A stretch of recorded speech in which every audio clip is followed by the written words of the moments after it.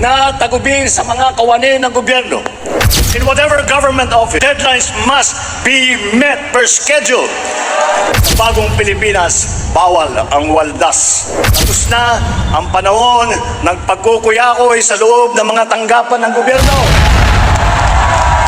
Mga kababayan, magandang gabi po sa inyong lahat.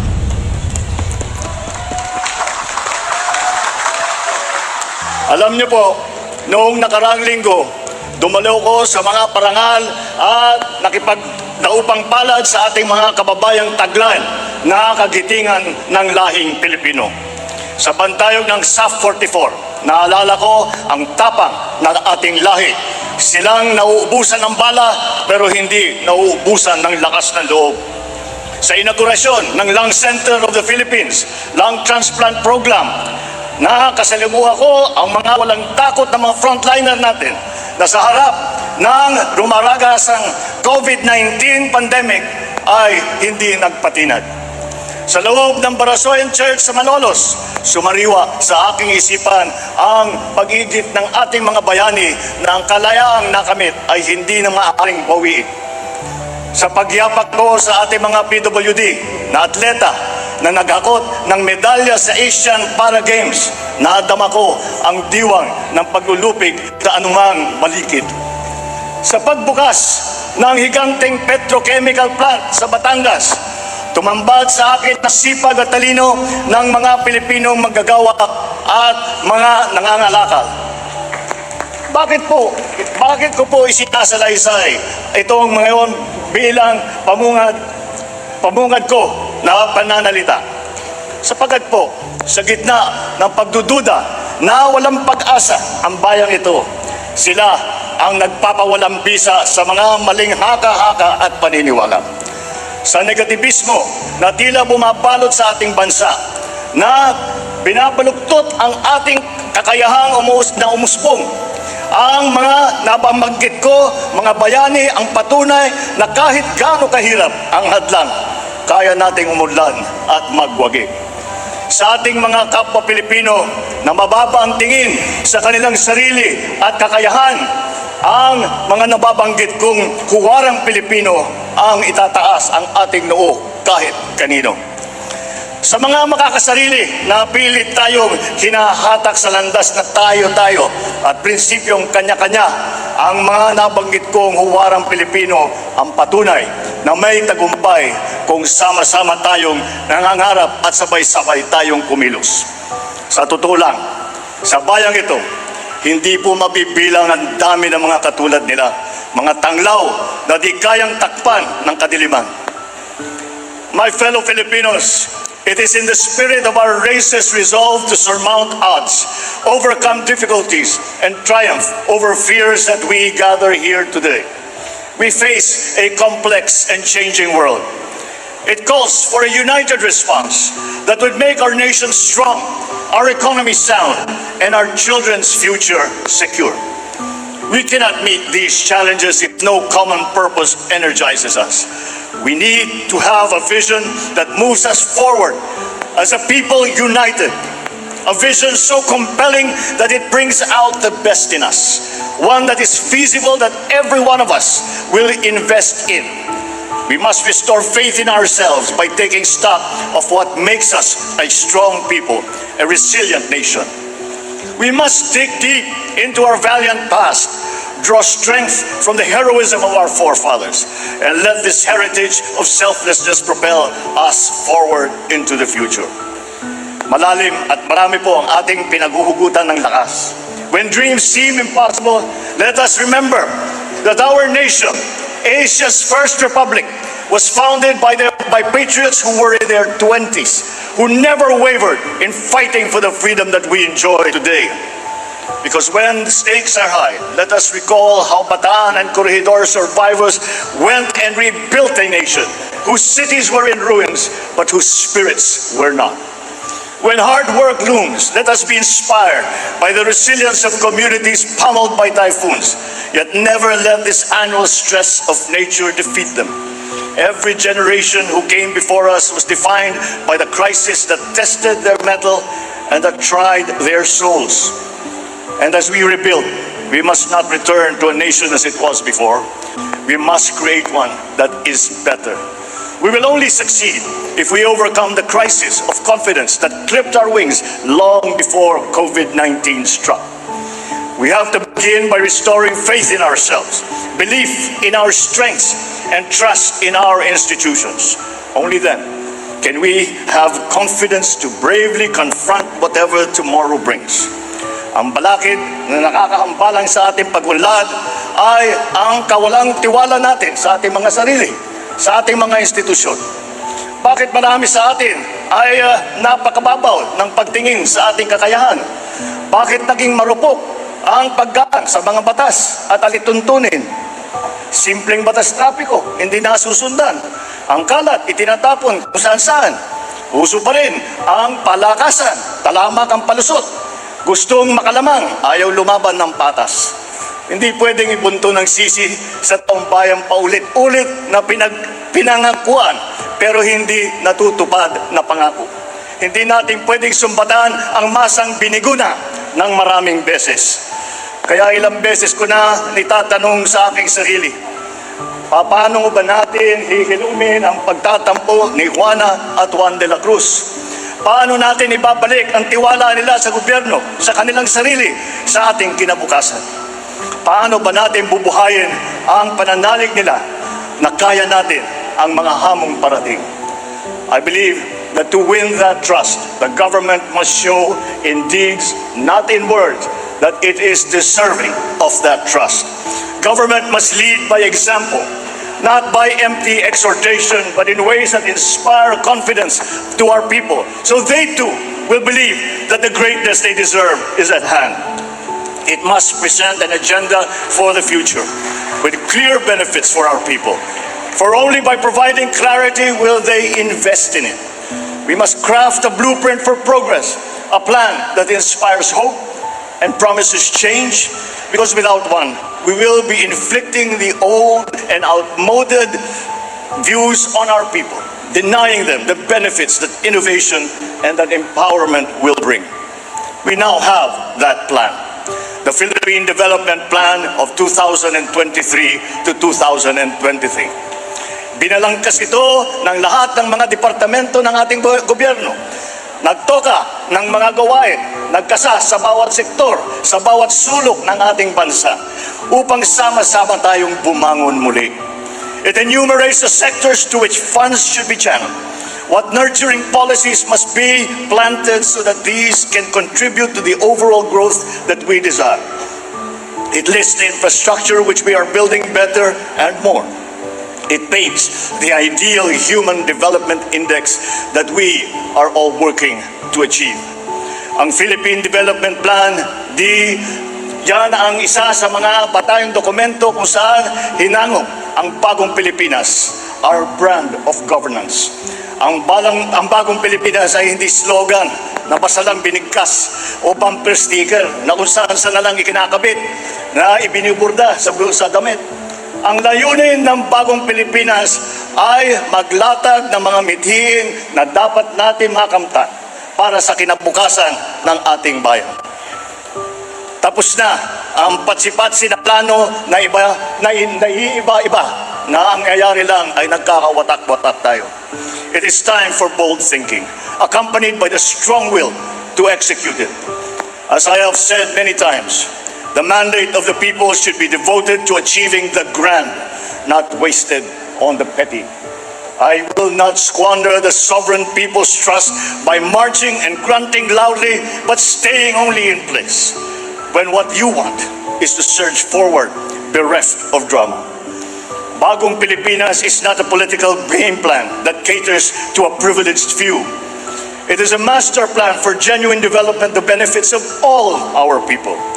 Bagong Pilipinas serves no narrow political interests. It serves the people. Bagong Pilipinas is not a new partisan coalition in disguise. It is a set of ideals that all us Filipinos, regardless of political creed or religion or wealth, can coalesce around. Bagong Pilipinas is addressed to all government officials and employees and citizens of this country. It is an invitation to all of us to think about being a Filipino and view the nation from a renewed perspective. It is a call for transformation. The transformation of our idea of being a Filipino, and the transformation of our economy, of governance, of society. Bagong Pilipinas transcends this administration. To those whose overheated imagination has been poisoned by toxic politics, Bagong Pilipinas is no Trojan horse. It conceals no agenda. It is a program of many workhorses driven by the love of country. The sweeping vision that it brings will not automatically come to fruition. It will require for all of us to work very hard. Such is not the assigned task of government alone, but it is the duty of every Filipino. This is not a plan drafted in isolation by those who govern. This is a plan drawn from the inputs of the sovereign. As such, it can only succeed with the people's participation. It can only succeed if the government will demonstrate the fortitude to do the hard work. And for this, I pledge, government will neither ask the people for sacrifices it will not exact first upon itself, nor impose a burden that is heavier than what people can carry. Sa Bagong Pilipinas, ang pagbabago ay nagsisimula sa pamahalaan. While power emanates from the people, change must begin with government.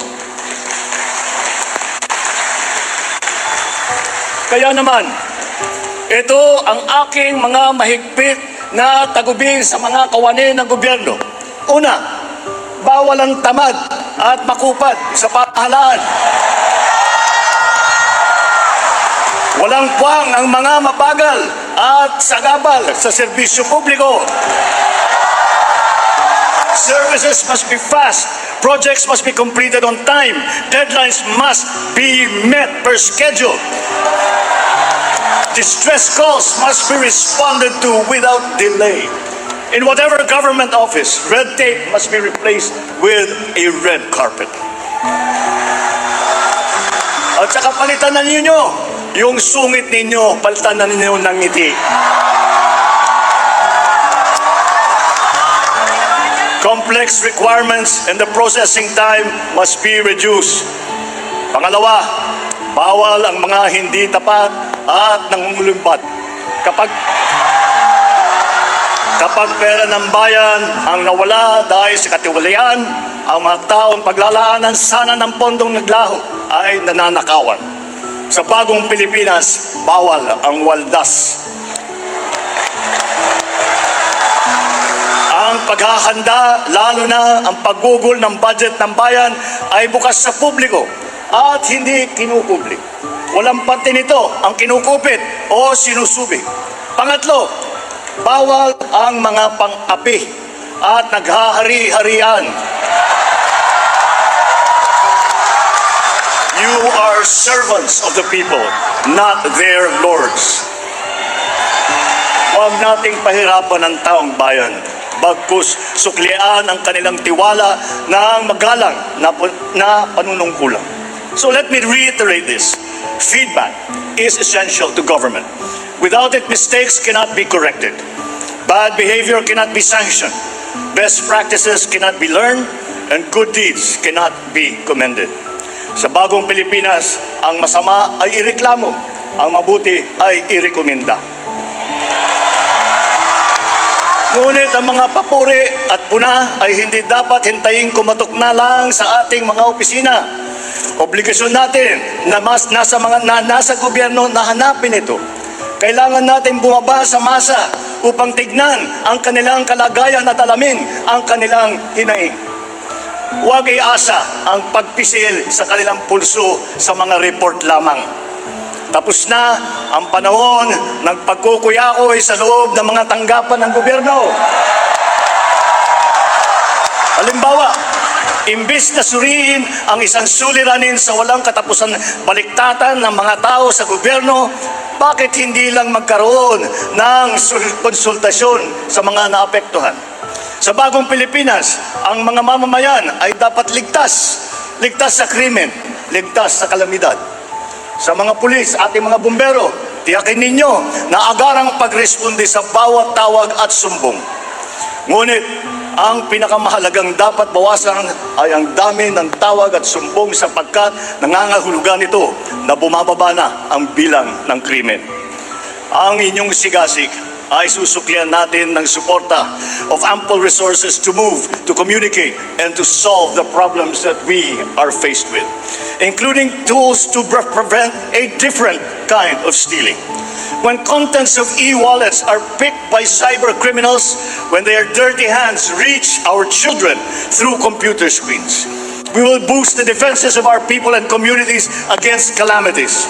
More than paying tribute to their resilience, we must provide them with resources. Sa bagong Pilipinas, una ang kabataan dahil prioridad ang kanilang kinabukasan. Pangangalaga sa kalikasan ang pangunahin nilang pagkakabalahan. The reforms that we envision for our educational system should be showcased in our classrooms. The gist of which is this: a learner with books on their table, a well-trained, highly motivated, well-paid teacher in front of them, teaching a curriculum carefully created to our needs under a setting wired to the digital world. Sa gitna nito, ang sentro ng ating pagsisikap, isang batang natututo. To learners who are hungry, we will provide meals, because one cannot feed the mind habang umuugong ang kanilang mga tiyan. Through Bagong Pilipinas, we will meet our greatest obligation to our youth, to mold them into critical thinkers, problem solvers, and visionaries for their country. Panahon na rin upang bayaran ang ating utang sa mga magsasaka at mangingisda. Those who feed the nation, but ironically cannot feed their own family. Nagbabadya ang El Nino, ngunit babahain natin ang agrikultura ng mga programang nababawas na perwisyong dulot nito. Sisiguraduhin natin na hindi malulunod ang mga pinagpaguran ng ating mga kababayan sa kanayunan. We are expanding our irrigable lands. We are increasing farm support across the board for all crops. We are incentivizing urban gardening, including turning idle lands into vegetable plots. We will no longer tolerate smuggled food that impoverishes our domestic producers and puts our consumers at risk. The ultimate objective is to make food affordable to all. And one way to achieve this is to make it accessible to consumers. We are addressing trading and transport bottlenecks. Itinigil din natin ang katotohanan sa pagkokotong sa daan at sa pantalan sapagkat ang tong ay nagiging presyong ipinapatong sa mga mamimili. Sa mga barangay, ang kaayusan at kalinisan ay gawin nating tuloy-tuloy. Ang bawat bakanteng lupa sa inyong nasasakupan ay gawing halaman at gulayan. Sa mga barangay at SK official, maging modelo kayo ng isang tunay na mabuting mamamayan. May takot sa Diyos, may hiya sa kapwa, at nangangalaga ng kapaligiran at kalikasan. Sa ating mga local government units, ang outstanding performance ng bawat barangay, munisipyo, lungsod at lalawigan ay patuloy na susukatin, kikilalanin at tututukan upang ang bawat sangay ng pamahalaan lokal ay tiyak na magiging epektibo. Sa mga miyembro ng ating kabinete, pangungunahan ninyo ang mga bagong Pilipinas Town Hall meetings sa mga rehiyon. Ilahad ang mga bagong patakaran at mga bagong programa. Ipadman ninyo ang mga pagbabago na ginagawa at gagawin pa ng inyong departamento at hikayatin ang suporta ng bawat Pilipino sa mga patakaran at programang ito. Sa sambayan ng Pilipino, araw-araw tayo mananalangin, magsusumikap at kumilos upang maging mas maginhawa ang pamumuhay ng bawat isang Pilipino sa ilalim ng bagong Pilipinas. Sa bagong Pilipinas, may pag-asa ang lahat. Ang pag-asa ng bayan ay nasa ating lahat. Mabuhay ang bawat Pilipino, mabuhay ang Pilipinas, mabuhay ang bagong Pilipinas! Uli, press!